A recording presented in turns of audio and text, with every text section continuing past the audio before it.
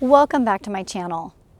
So I do love so many things about living in the Pacific Northwest, but one thing that I don't like is just how dark it gets and how dreary it gets in the winter. It's dark in the mornings when I'm walking my kids to school. It's dark when they get off the bus and when they want to go play with all of their friends in the neighborhood. So we have big lots around here, and to get to their friend's house, they're walking quite a ways in the dark, which they aren't a fan of and I'm not a huge fan of either. So to lighten up everything, I decided to add some lights to our fence posts, and it just makes it a little more happy and a little nicer to look at in the winter. Now, I used a low light system. Everything was bought from Amazon and Home Depot, so this is something that you can easily do in a weekend, and it's definitely a project that the regular homeowner could tackle. So let me show you how I turned this into this in just a few easy steps. I pre-ran the wire through the rafters in the barn and down one of the wood posts out to the fencing. I will connect it to the transformer in the end. We have vinyl fencing, which is hollow in the middle, so after I make one entry point with the drill, the wire will easily run through the rest. Now, if you haven't removed vinyl fence boards before, you'll need a special puller. The boards have these clips on them, so if you do not use the puller, you'll likely tear up your posts. And I speak from experience here on this. I will link the one that I got from Amazon below in the description. I just took my time and fed the wires through each of the boards. It's not hard to do, but it just took a lot of time because I had to remove each of the boards to get those cords all the way through them. The lights come with these templates, and this takes out a lot of the guesswork. It shows you exactly where you need to drill so that you'll be in the right spot for the light. Now, I also got a scrap piece of wood just to use on each of the posts so I can make sure that I'm getting the same placement from the top for each light. So here I am just using the board, and then I put up the template just to make sure that I'm putting the drill in the right spot there. There will be 2 screws on either side and 1 spot in the middle that will hold the electrical cords. Now, at first I thought that I would just use a piece of string just to pull all of the wires through, but that ended up not working. So instead, I'm just pulling the top board here so that I can access everything that I need to up on the top, and then I'll put that back when I'm done.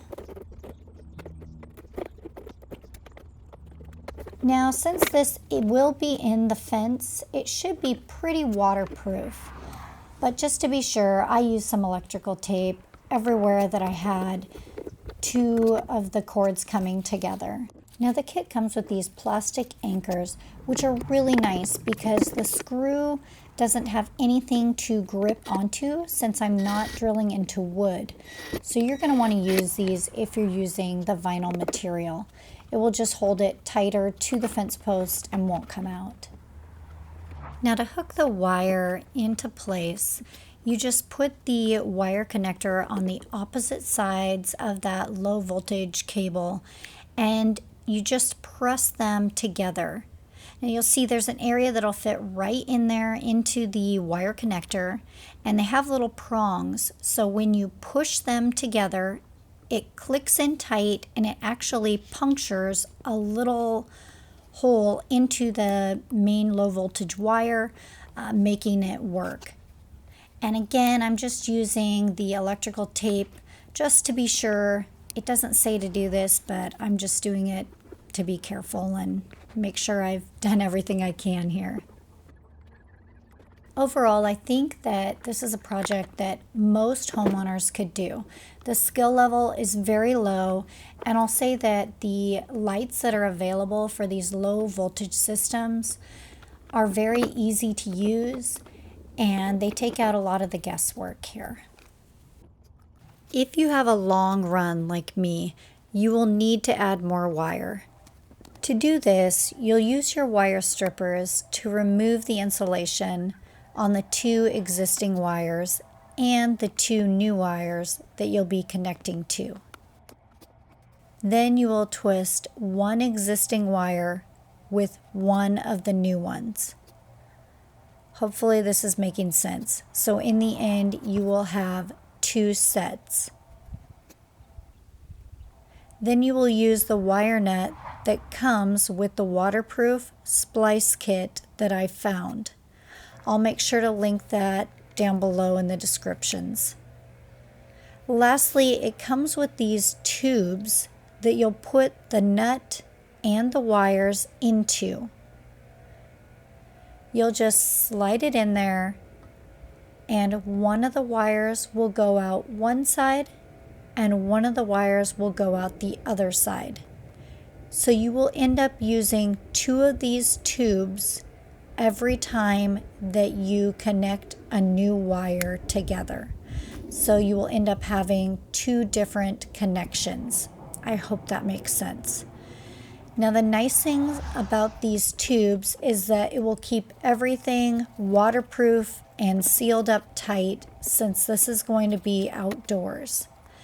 Then what I do is I just put everything back into that vinyl post, just so that it's not sitting out there and you're not seeing all of that clutter. Now I did a lot of research on these splicing kits because I wasn't sure of what to use when adding in more wire.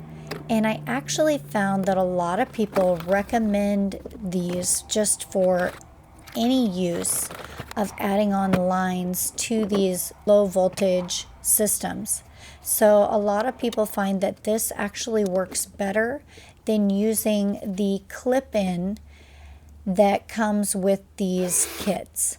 So if you find you're having issues with your current lights, you can always try using one of these splicing kits and actually making the connections yourself, and it might have a better waterproof seal than those click-in ones as you saw me use earlier.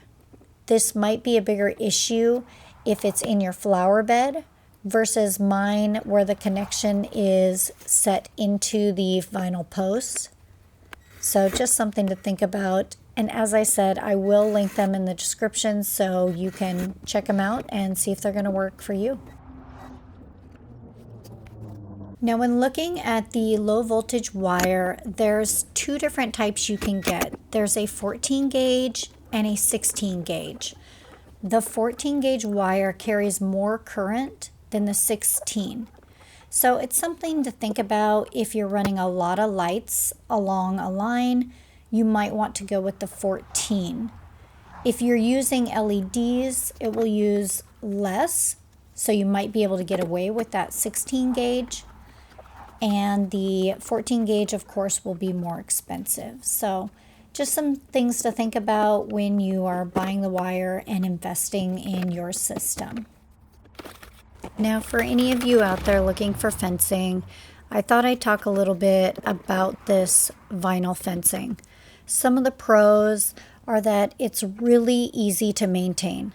I power wash it once a year, maybe twice a year if I have time. Versus wood, you would have to be staining it or possibly even brushing it down before you stain and sanding parts. So it's really nice and easy in that way. It looks really good, especially from a distance. You can just see that white, and I feel like it looks really great in the pasture.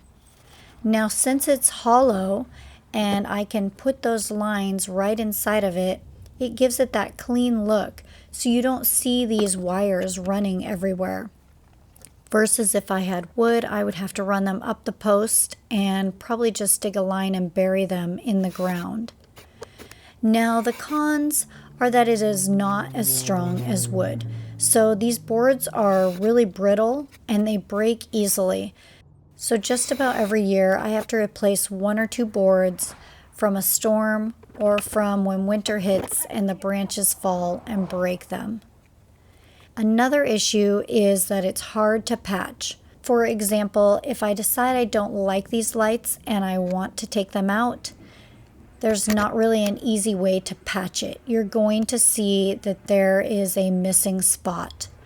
Or when I have branches fall and they break part of the posts, you see a big gap in the post, and it's not easy just to put a wood patch on like you would with a wood fence. All right, now it's time to hook up that transformer. So with this one, all I have to do is put a couple of screws in the wall and it actually just attaches to them. And then I just found the spot on the wall that I needed to drill so that the wire could come right through the wall just underneath it. Again, just trying to clean up all the lines that I can so I don't have wires running everywhere. And with this, I just have to use my wire strippers and remove the insulation around those wires so that I can connect them right in there to the transformer. Really easy to do. And it's all set up. Now all I have to do is program it. So for this, I'm just going to set it to come on in the evening and stay on until about midnight or so. Thank you for watching, and I'll catch you on the next video.